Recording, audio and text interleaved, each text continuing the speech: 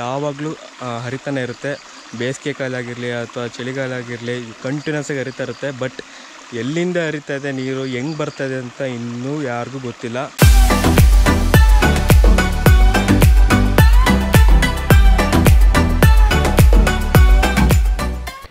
So ನಾನಿವಾಗ ಹಾಸನ್ ಮತ್ತು Halebidu road ಮಧ್ಯದಲ್ಲಿ ನಿಂತಿದ್ದೀನಿ. ಸೊ ಇಲ್ಲೊಂದು ದೇವಸ್ಥಾನ ಇದೆ. ಈ ದೇವಸ್ಥಾನ ನಿಮಗೆ ಒಂದು ಪರಿಚಯ ಮಾಡಿಕೊಡ್ತೀನಿ ನೋಡಿ. ಶ್ರೀ ರಂಗನಾಥ ಸ್ವಾಮಿ ಸನ್ನಿಧಿ.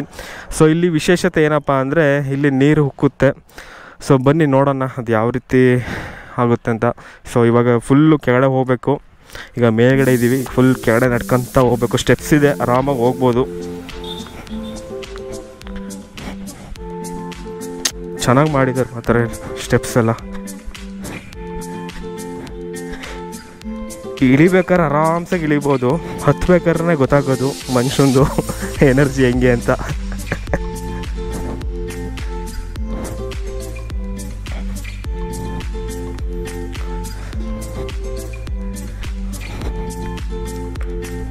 ಸೊ ನೋಡ್ತಾ ಇದ್ದೀರಲ್ಲ, ಆಲ್ರೆಡಿ ಜನ ಎಲ್ಲ ಬಂದಿದ್ದಾರೆ.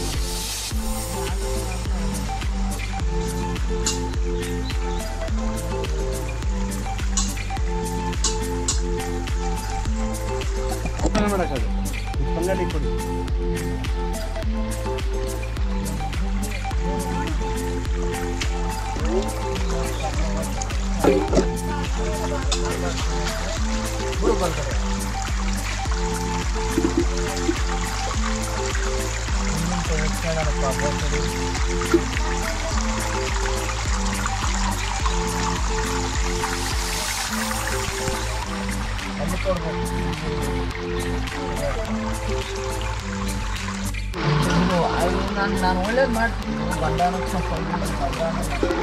ಬಂದಾರ ಹೋಗ ಮಾಡ್ತೀನಿ ಅನ್ನೋದು ಬಲ್ಗಡೆ ಬಿಡು. ಆ ಕಡೆ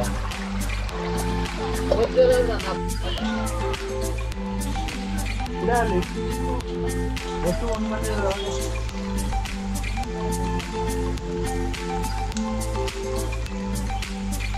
ರಂಗನಾಥ ಸ್ವಾಮಿ ದೇವಾಲಯದಲ್ಲಿದ್ದೀವಿ.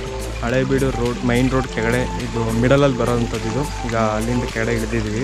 ಸೊ ಈ ರೀತಿ ನಿಮಗೆ ವಾತಾವರಣ ಸಿಗುವಂಥದ್ದು. ಫುಲ್ಲು ಕ್ಲೀನಾಗಿದೆ, ನೋಡ್ತಾ ಇದ್ದೀರಲ್ಲ. ಈ ರೀತಿ ನಿಮಗೆ ಸಿಗುವಂಥದ್ದು. ಈಗ ದೇವ್ರು ನೋಡಿರ್ತಾರ ಅಂತ ಅಂದ್ಕೊಂಡಿದ್ದೀನಿ. ಯಾರೋ ಅಪ್ಪನೇ ಕೇಳ್ತಿದ್ದಾರೆ. ಸೊ ಹಂಗಾಗಿ ಜಾಸ್ತಿ ತೋರ್ಸೋಕೆ ಹೋಗಲಿಲ್ಲ ನಿಮಗೆ. ಸೊ ಇಲ್ಲಿನ ವಿಶೇಷತೆ ಏನಪ್ಪ ಅಂದರೆ ನೀರು ಯಾವಾಗಲೂ ಹರಿತಾನೆ ಇರುತ್ತೆ. ಬೇಸಿಗೆ ಕಾಲ ಆಗಿರಲಿ ಅಥವಾ ಚಳಿಗಾಲ ಆಗಿರಲಿ ಕಂಟಿನ್ಯೂಸ್ ಆಗಿ ಹರಿತಾ ಇರುತ್ತೆ. ಬಟ್ ಎಲ್ಲಿಂದ ಹರಿತಾ ಇದೆ ನೀರು, ಹೆಂಗೆ ಬರ್ತದೆ ಅಂತ ಇನ್ನೂ ಯಾರಿಗೂ ಗೊತ್ತಿಲ್ಲ. ಬಟ್ ಇದೊಂದು ನಂಬಿಕೆ ಅಂತಲೇ ಹೇಳ್ಬೋದು. ಸೊ ನೀರು ಹರಿತಾನೆ ಇರುತ್ತೆ. ಆ ರಂಗನಾಥ ಸ್ವಾಮಿಯಿಂದ ಒಂಥರ ಪ್ರಸಾದನೆ ಅಂತ ಅನ್ಕೋಬೋದು. ಇದು ನೀರಲ್ವಾ, ಒಂದು ಪ್ರಸಾದನೆ ಅಂತಲೇ ಅನ್ಕೋಬೋದು. ಸೊ ನೋಡ್ತಾ ಇದ್ರಲ್ಲ, ಎಷ್ಟೊಂದು ತುಂಬ ಜನ ಬಂದಿದ್ದಾರೆ ಈಗ ಆಲ್ರೆಡಿ. ಸೊ ಈ ರೀತಿ ನಿಮಗೆ ಕಾಣುವಂಥದ್ದು.